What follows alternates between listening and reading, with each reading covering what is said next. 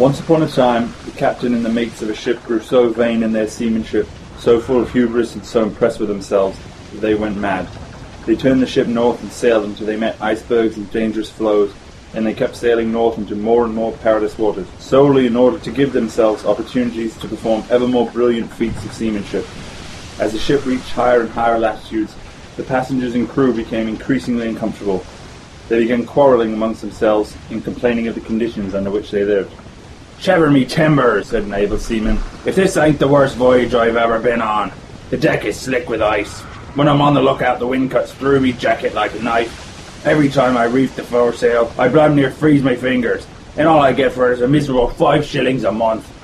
"You think you have it bad," said a lady passenger. "I can't sleep at night for the cold. Ladies on this ship don't get as many blankets as the men. It isn't fair." A Mexican sailor chimed in. "Chingado, I'm only getting half the wages of the Anglo seamen. We need plenty of food to keep us warm in this climate, and I'm not getting my share. The Anglos got more. And the worst of it is, the mates always give me orders in English instead of Spanish."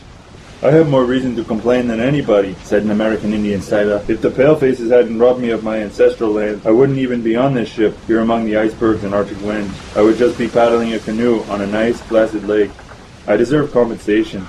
At the very least, the captain should let me run a crap game so that I can make some money." The boatswain spoke up.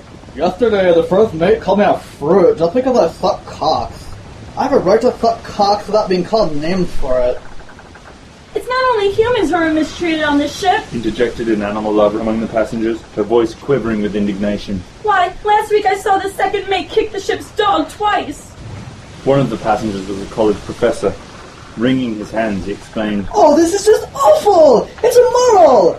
It's racism, sexism, speciesism, homophobia, and exploitation of the working classes! It's discrimination! We must have social justice! Equal wages for the Mexican sailor, higher wages for all sailors, compensation for the Indian, equal blankets for the ladies, a guaranteed right to suck cocks, and no more kicking the dog!" Yes! Yes! Shouted the passengers. Aye! Shouted the crew. It's discrimination! We have to demand our rights. The cabin boy cleared his throat. You all have good reasons to complain, but it seems to me what we really have to do is get the ship turned around and headed back south. Because if we keep going north, we're sure to be wrecked sooner or later. And then your wages, your blankets, and your right to suck cocks won't do any good because we'll all drown. But no one paid any attention to him because he was only the cabin boy. The captain and the mates from their station on the poop deck had been watching and listening. Now they smiled and winked at one another, and at a gesture from the captain, the third mate came down from the poop deck, sauntered over to where the passengers and crew were gathered, and shouldered his way in amongst them. He put a very serious expression on his face and spoke thusly. "We officers have to admit that some really inexcusable things have been happening on this ship. We hadn't realized how bad the situation was until we had your complaints. We are men of goodwill and want to do right by you, but, well, the captain is rather conservative and set in his ways. He may have to be prodded a bit before he'll make any substantial changes. My personal opinion is that if he protests vigorously, but always peacefully and without violating any of the ship's rules, you would shake the captain out of his inertia and force him to address the problems of which you so justly complain." Having said this, the third mate headed back toward the poop deck. As he went, the passengers and crew called after him. "Moderate! Captain Stooge!" Captain Stooge. But they nevertheless did as he said. They gathered in a body before the poop deck, shouted insults at the officers, and demanded their rights. "I want higher wages and better working conditions," cried the able seaman. "Equal blankets for women," cried the lady passenger. "I want to receive my orders in Spanish," cried the Mexican sailor. "I want the right to run a crap game," cried the Indian sailor. "I don't want to be called a fruit," cried the boatswain. "No more kicking the dog," cried the animal lover. "Revolution, no!" cried the professor.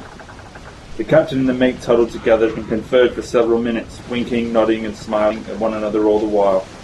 Then the captain stepped to the front of the poop deck and with a great show of benevolence announced that the able seaman's wages would be raised to 6 shillings a month, the Mexican sailor's wages would be raised to 2/3 of the wages of an Anglo, and the order to reef the foresail would be given in Spanish.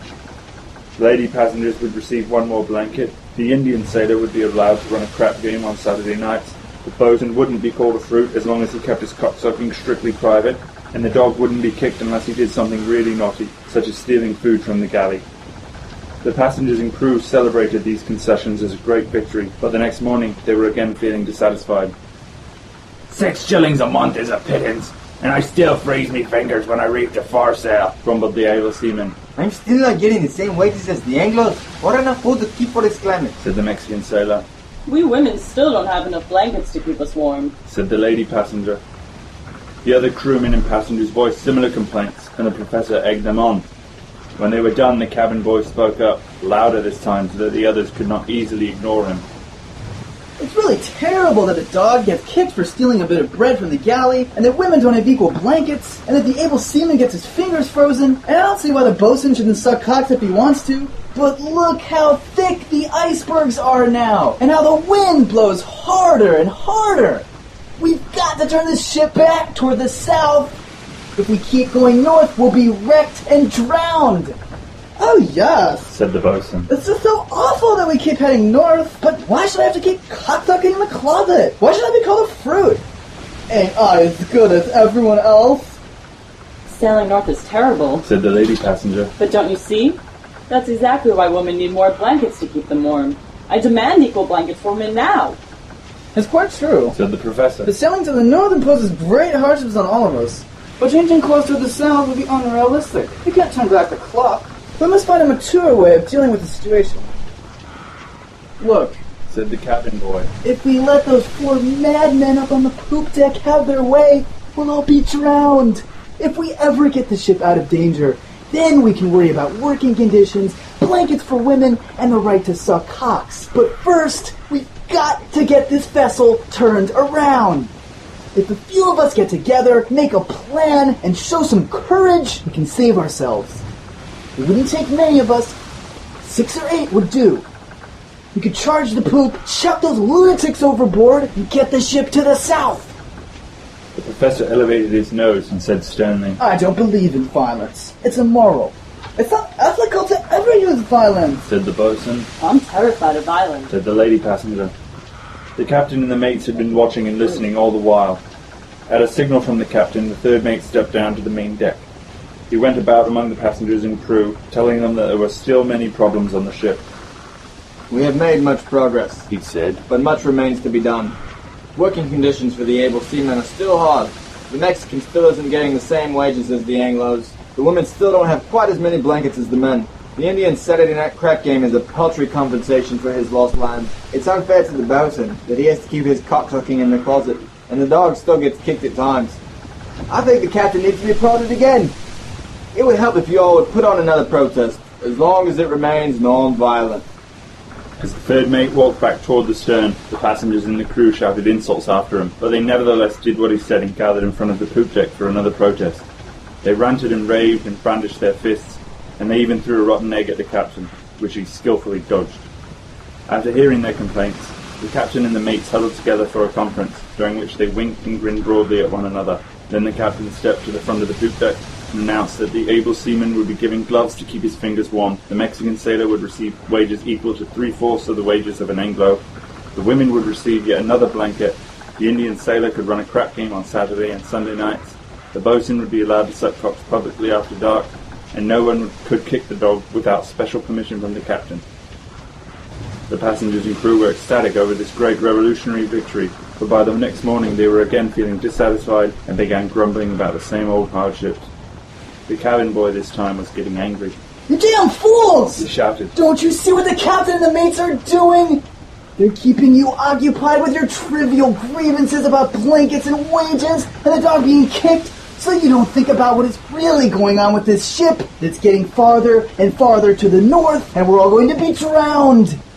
If just a few of you would come to your senses, get together and charge the poop deck, we could turn this ship around and save ourselves. But all you do is whine about petty little issues like working conditions and crab games and the right to suck cocks.